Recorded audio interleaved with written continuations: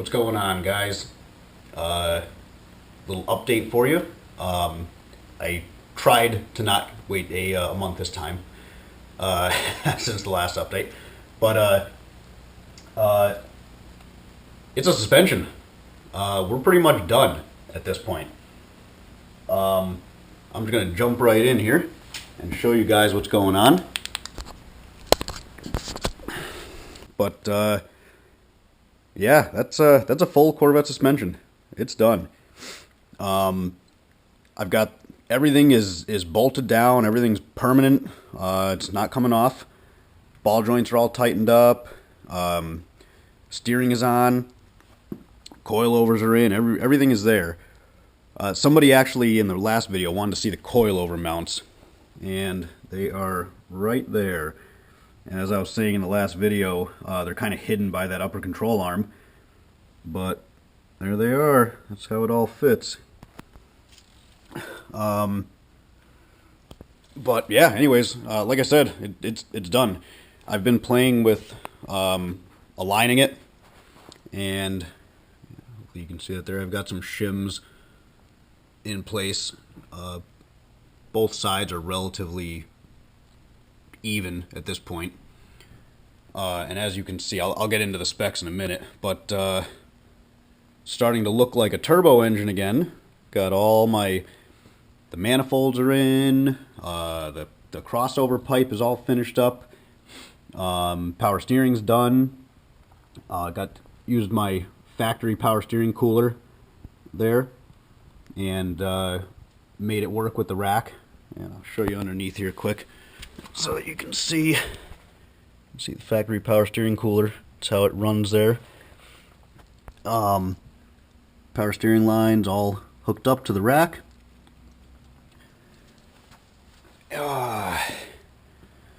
Got the whole turbo setup done. The one thing that I still need to do is get the downpipe in, although that needs to be slightly tweaked now that the car has an upper control arm here. So I'm going to have to cut it and slightly raise it to go above the control arm. But other than that, the engine more or less is about ready to fire, except for that downpipe, like I said. But making good progress here. This thing is absolutely on track for spring. And I'll show you this side here. You can see this side is 100% complete too. I don't know if the coilovers are going to be right at ride height. I've got them adjusted so that I think that they're going to be close, but obviously that's going to need to be tweaked once the car's on the wheels. I do have my brake adapter brackets on order at the moment, so I should be getting those within the next couple days, and then I can get my C5 brake setup all bolted on here. I also ordered a Wonder Bar for the front, and normally the Wonder Bar is kind of meant to be a brace for the gearbox, but I figured, I kind of wanted to have an added brace at the front of the frame rails just to keep everything nice and sturdy and get the minimum amount of flexing possible. So for the $70 those things cost, I figured it's well worth the money. But like I said, it's there. The car is definitely there. So there it is. Man, it is beautiful. I freaking love I've been just sitting here staring at it because I'm happy to have it done first off, and it just looks awesome. I mean, when you stand back, it almost looks like it doesn't belong on a third gen with all the aluminum and the coilovers and that.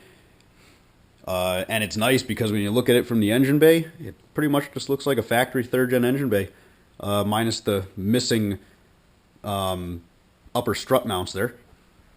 But as far as the alignment specs go too, this is actually how I've been checking everything. I picked this up.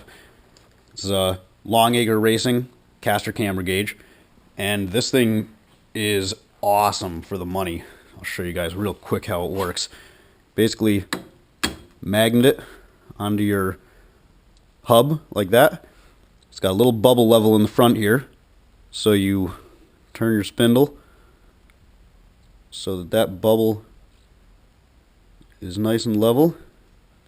And then you can come up here and read your caster. Now the suspension's at full droop right now, so it's not going to be accurate. This is showing about 1¼ degree, little less than 1¼ degree. The specs that I have the car set to at the moment, by jacking each control arm up to roughly ride height and then setting everything from there, I'm running about 2 degrees of negative camber on both sides, and the caster, I believe at the moment, is at 11 degrees even on both sides. And it sounds like a lot of caster, but the reason for that is because when I installed this suspension, I purposely installed it with a slight rearward tilt, because when my car is level with the bigger tires in the back, it actually has a forward rake. So some of that caster is going to go away. I'm assuming that all said and done, when it's on the ground, it'll probably be more like 9½ degrees of caster. I believe the factory vet runs around 8 degrees of caster. So I wanted this a little more aggressive just for straight line tracking and high speed tracking and that. But actually, the way you measure caster too is, I'm not going to do it because it's kind of a pain. But basically, you've got these flats milled onto the gauge here, and you turn the steering spindle rearward 20 degrees, and you know it's at 20 degrees because if you hold a straight edge up against this flat, it'll be level with the side of the car. Turn this knob right here until you get that bubble up to the 0, and then you pull it forward 20 degrees, and then you use this flat to go up against the side of the car, and that'll bring your bubble to wherever your actual caster number is. And like I said, both sides are set at pretty much 11 degrees equal, and both sides have right about -2 degrees of camber.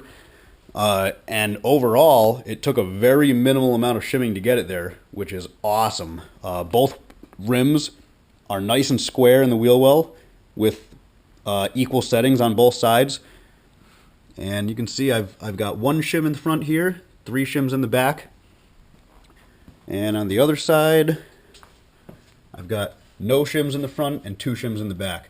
So overall, I'm pretty pumped at the specs, how this thing took an alignment, because for putting an entire suspension in my garage and having everything come out level and the wheels perfect in the wheel well, an equal distance from the front and rear of the fender with it aligned and everything, I'm ecstatic. There is like no better outcome than that after a major project like this.